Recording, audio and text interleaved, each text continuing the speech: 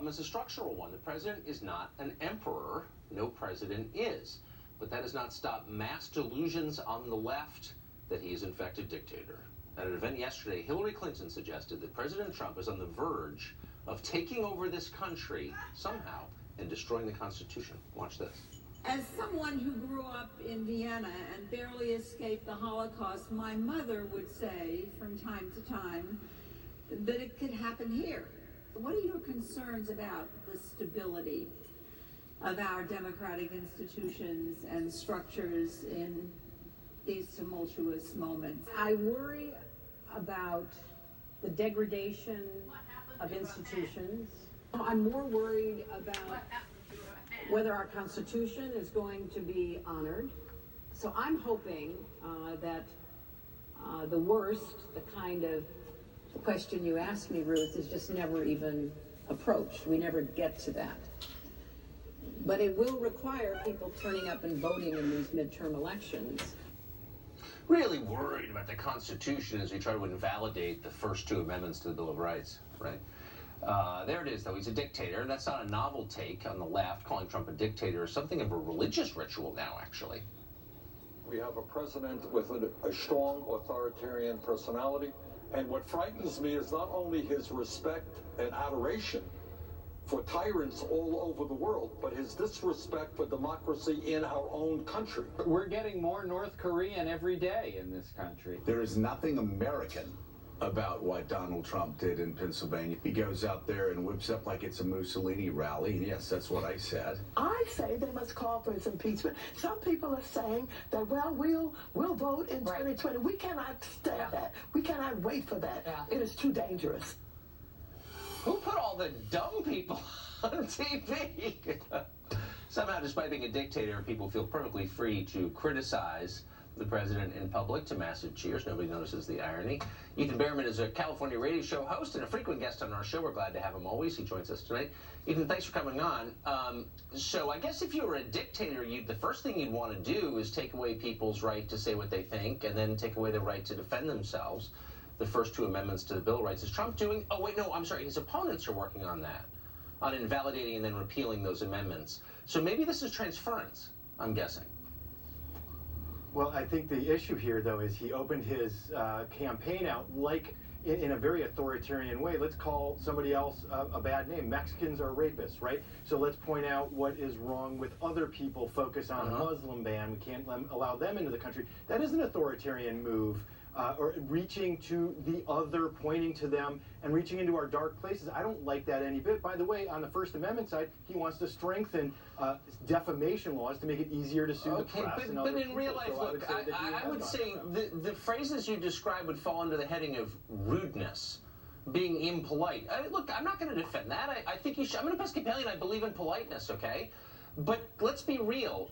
Dictators do two things.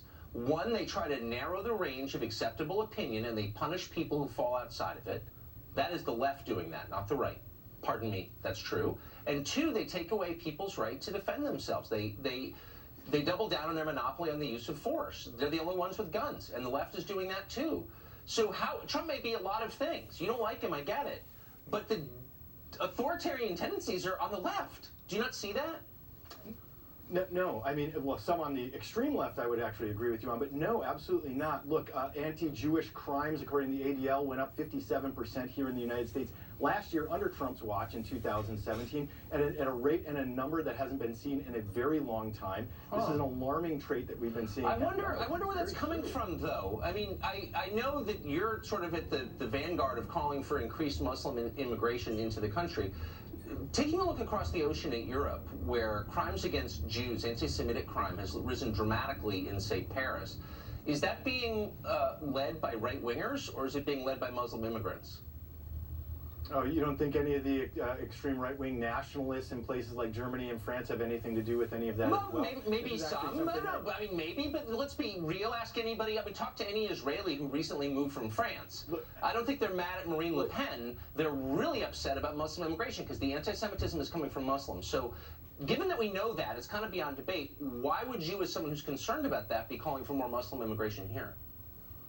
I haven't specifically called for more Muslim immigration. What I have called for is a continuance of our legal immigration programs and embracing those who are already here, Tucker. I think it's important to include and involve people in our communities and not set them apart and make them into the other, which appeals to the Jungian shadow, which is bad. We don't need to appeal to the dark side. No, I'm opposed to the Jungian shadow. I am. But I'm also opposed to Freudian projection, since we're getting deep into German psychiatrists.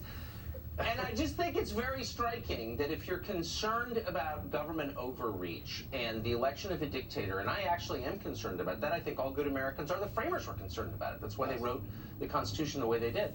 Then you ought to be terrified of anybody who attacks your freedom to say what you think is true. And what I find so striking is how nobody on the left ever says anything. As universities kick kids out, punish people for having divergent points of view, don't allow speakers to say what they think. Like, that's fascist stuff. Why doesn't anybody ever mention that? Well, two things. One, next time you're in San Francisco, listen to my show, or you can listen online, Tucker. I actually talk about that. I don't appreciate shutting down free speech. I think it's very important that you and I have these conversations. We must, in a democracy, having the fair exchange of ideas. However, there are some thoughts and ideas that don't deserve to be aired, and you and I have a tendency to choose not to air those. No. They don't deserve to be aired, so you don't have the right. So everything is cool unless people disagree with you, in which case we have to punish them. Oh, well, sure, but you're not. Wait, hold on. What I'm saying is the left is punishing people for saying what they think is true. Now, not everyone agrees with everyone else's opinion. Like, to have free speech, you have to tolerate the views of people you disagree with, and the left no longer does. You don't see that as authoritarian. No, I do not agree with you that the left no longer does. I think that is a very small fringe element that tries to shut it down. I think Google, Facebook, Twitter, biggest companies in America? I mean, leading boycotts against people whose opinions you don't like? You don't see this as troubling? Yeah, anytime that we shut down free speech in an open and public place, I'm absolutely on your side on that one. Organizations have a place to keep a workplace friendly and open to all people. And if you're offending your person sitting next to you, that is something that HR has to deal with, because we also have laws related to that too. That's where speech goes to die. HR, of course. Ethan, thank you so much. Good luck with your HR department. Victor Davis Hanson, a far deeper man than I. He's a senior fellow at the Hoover Institution and professor of classics emeritus at Cal State Fresno, and he joins us tonight. Professor, you spent a lot of time studying dictatorships and how they take power from the people and hold it to themselves and basically do what they will despite popular sentiment. What are the things that dictatorships do first to prepare the way for totalitarian rule? One of the things that Hillary Clinton said in that speech is they destroyed trust and transparency, and that was quite ironic because she was introduced to the national scene in her late 30s